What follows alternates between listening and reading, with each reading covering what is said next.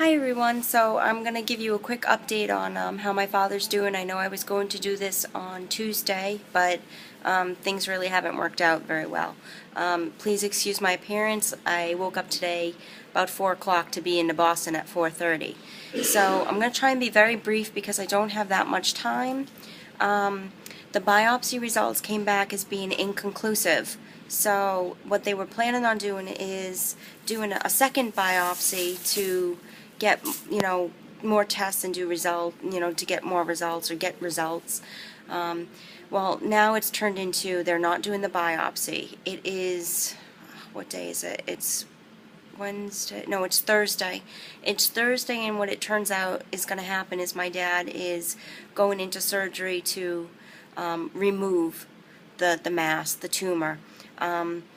They said it's not lymphoma, so they can't do chemo. The mass, the tumor is too big. It's the size of a potato, as I said, so they can't do radiation. If they do radiation, they can't pinpoint, or they can't just do that location.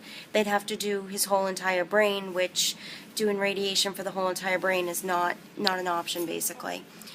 So they're going to try and remove the tumor. Now, with that being said, there are very, very high risks with this surgery.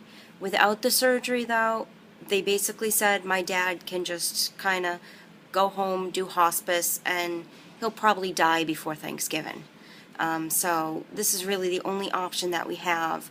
Now, the risks that are going along with this operation is he could lose his speech, he could lose the concept of speech, meaning if we were to talk, he wouldn't be able to understand. So he'd lose, these are things that could happen. It's not a for sure thing, but could happen. So loss of speech, loss of understanding of speech, loss of hearing, loss of sight, some paralysis, complete paralysis. So we're looking at he could wake up and be a vegetable, basically.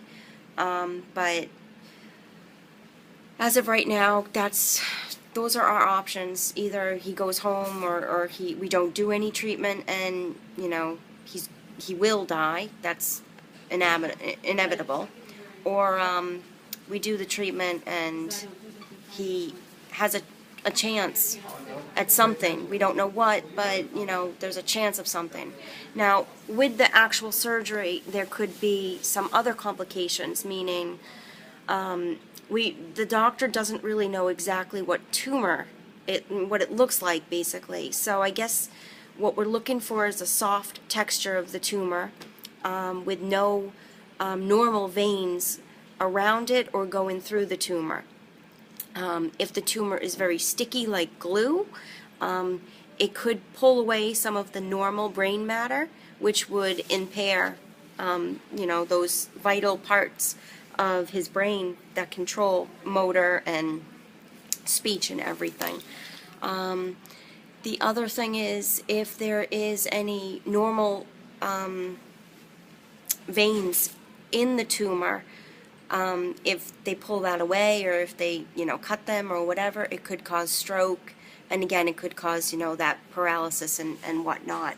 So what we're hoping for now is that the tumor is smooth and soft, and that it's just going to be very easy to remove. But, the doctor said if it's getting to be a complicated procedure, then he has to stop, because he's with safety being first concern, they might have to stop during the procedure if it turns out that they can't go any further.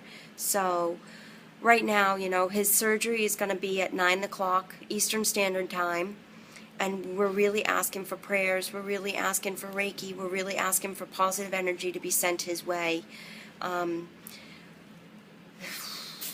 It's been a roller coaster. I can only imagine what my dad is going through right now. He's aware of everything.